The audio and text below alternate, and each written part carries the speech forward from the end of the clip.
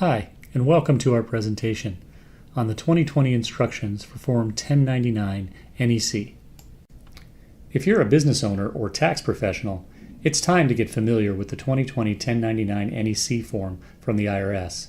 Beginning with tax year 2020, this form replaces Form 1099 Miscellaneous for reporting non-employee compensation, which was previously captured in Box 7 of the 1099 Miscellaneous form. The new 1099 NEC stands for non-employee compensation, is based on an old form that's been out of use since 1982. To use the reinstated 1099 NEC properly, you need to understand what is considered non-employee compensation. So what is non-employee compensation? Any payments to non-employee service providers such as independent contractors, freelancers, vendors, consultants, and other self-employed individuals, commonly referred to as 1099 workers.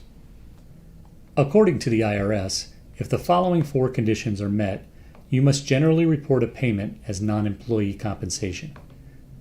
1. It is made to someone who is not your employee. 2. It is made for services in the course of your trade or business. 3. It was made to an individual, partnership, estate, or in some cases a corporation. And finally, the payment was $600 or more for the calendar year. Here is a closer look at the actual 1099 NEC.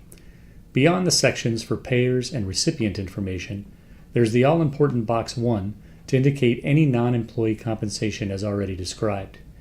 Be aware of Box 4, as you must also file Form 1099 NEC for each person from whom you have withheld any federal income tax under the backup withholding rules, regardless of the amount of the payment. Now that you're more familiar with the purpose and appearance of the 1099 NEC, let's go over some important do's and don'ts. Do verify that the recipient's taxpayer ID is correct. You'll need the Form W-9 from each recipient with the current taxpayer ID before you complete Form 1099 NEC. Don't use it to report personal payments. Don't use it to report employee wages. Use Form W-2 instead. Don't report gross proceeds to an attorney as opposed to fees on the 1099 NEC. Use Form 1099 Miscellaneous instead. And lastly, don't use it to report rent payments to real estate agents or property managers. Again, use the 1099 Miscellaneous instead. Finally, let me share some tips for filing and submitting the 1099 NEC. You must distribute the form to recipients by January 31st. For 2021, the date is February 1st, since January 31st falls on a Sunday. You must file with the IRS by the same date, again, February 1st, 2021, through paper or electronic filing. One final thing to remember regarding electronic filing. For tax year 2020, any business with 100 or more forms are required to e-file. Because of the 2019 Taxpayer First Act, many businesses will no longer be able to submit paper forms.